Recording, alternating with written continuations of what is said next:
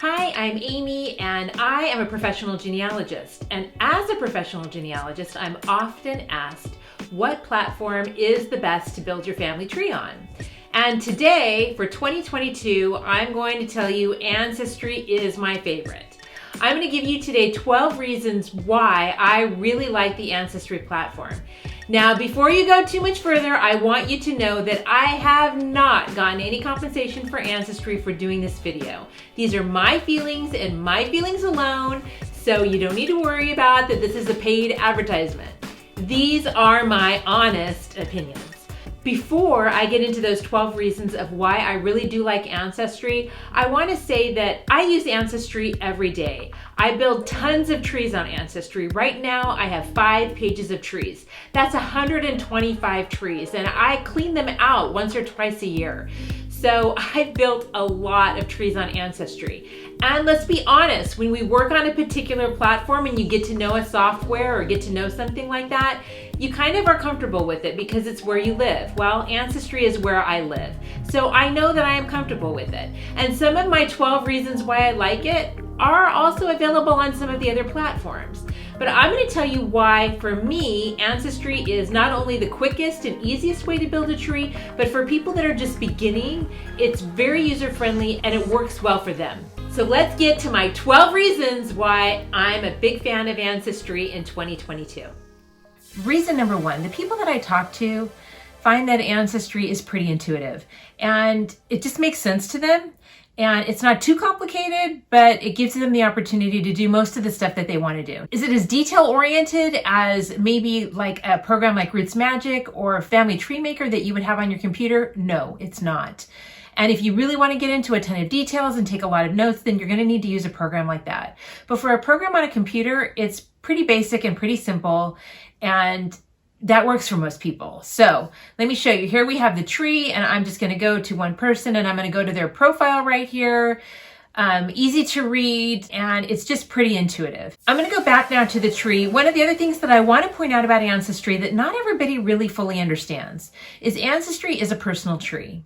Now, Ancestry this is my tree. I have made it so that other people can view my tree, but nobody can change it unless I've given them permission. And you can go up here into tree settings and you can make it public or private. You can invite people to collaborate with you or to guest on the tree. You can do all of that, but nobody can go in and change your tree unless you give them permission. Now there's some other sites like WikiTree or FamilySearch where it's a community tree. And that's a tree that other people can make changes to, which has its place, and it's a great feature. And I have videos on FamilySearch. I love FamilySearch. But when you're wanting to build your own tree, you want to make sure that you have a place where you have the information that you know and nobody's going to delete a person, remove a person, blah, blah, blah. You want it to stay the way that you know it to be true. And so that's why I really love the fact that other people can view my tree, but they can't change it. Now, my third reason why I really like Ancestry has to do with this profile page.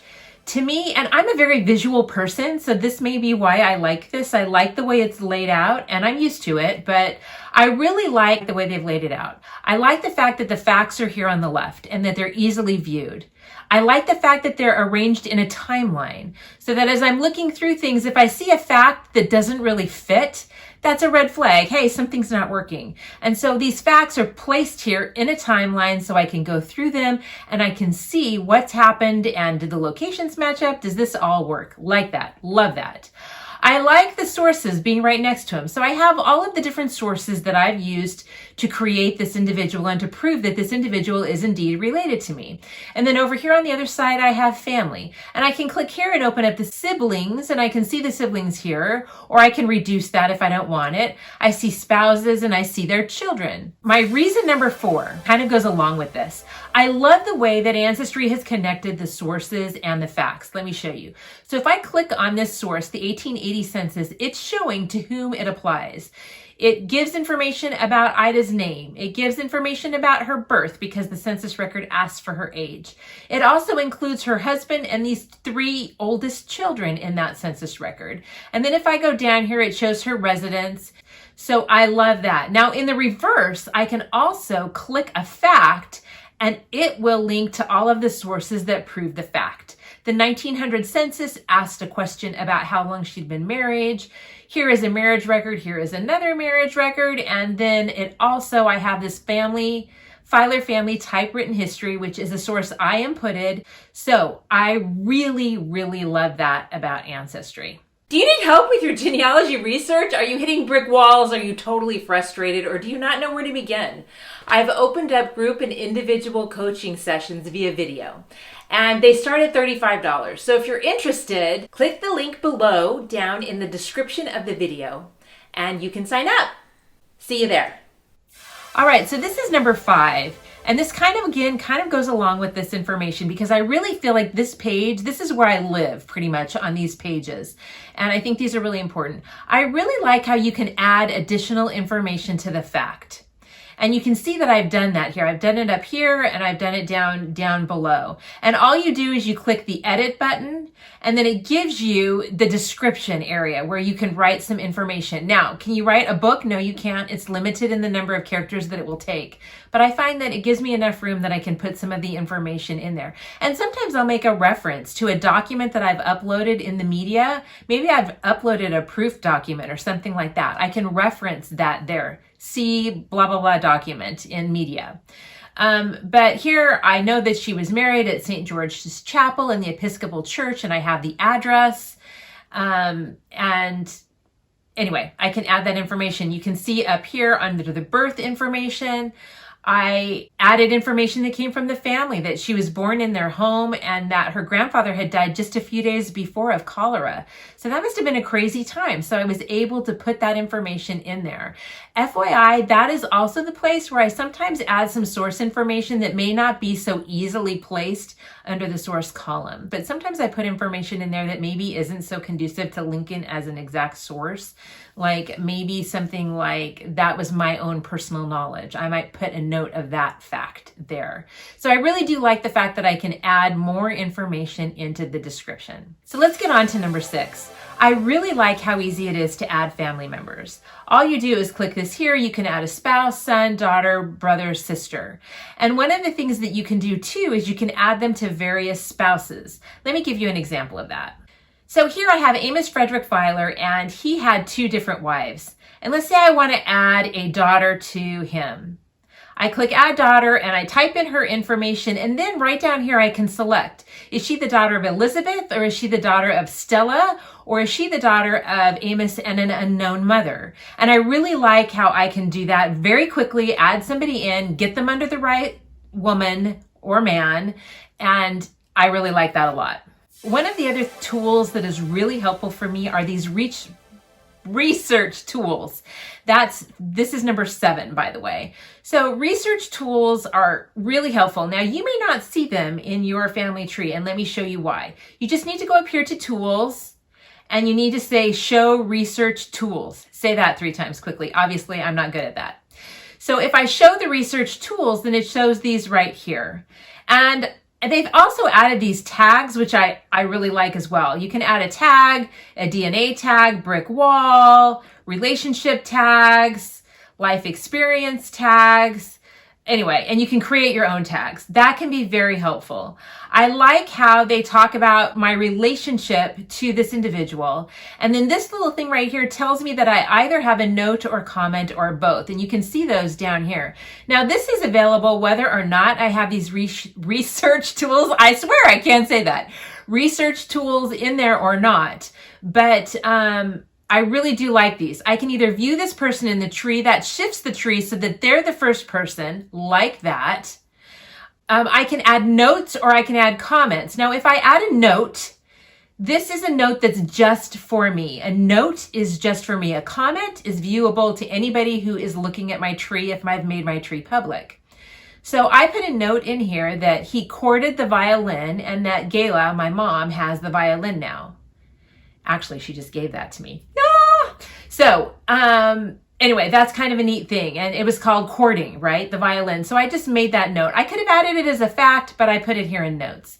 Now, if I had a comment that I wanted to make, like with everybody, maybe I want to say that there's some doubt about maybe one of his wives or something that I want to share with other people so that they know better what's going on with this individual. I can put that in the comments. And it's really easy to do that there. There are other ways to do it. I can go up over to tools and view notes or view comments, but I love that it's right here.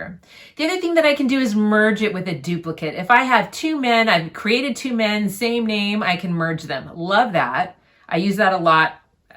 Sometimes I use that for one of my little tricks, and I have an upcoming video with some of my favorite ancestry tricks, and that comes into play there. And then I can save it to another tree. That's another little trick that I really like. All right, so my number 8, I also like the quick edit. It just makes things quick, makes things fast. And for me, when I'm working for a client, that's important. The more I can get done in a particular period of time, the more bang they're getting for their buck. And that is a win-win for everybody involved. So I'm always trying to do things as efficiently as possible because it's better for my clients. So if I go up here to edit, I can hit quick edit. And this is a quick way for me to change birth date and birthplace information, gender, or whether they're deceased or living.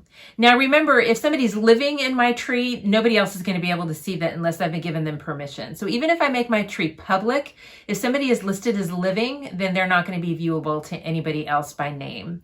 You'll just see an icon that there was a male or female in a family, but that they are living. Number 9, the hint program with Ancestry is really good.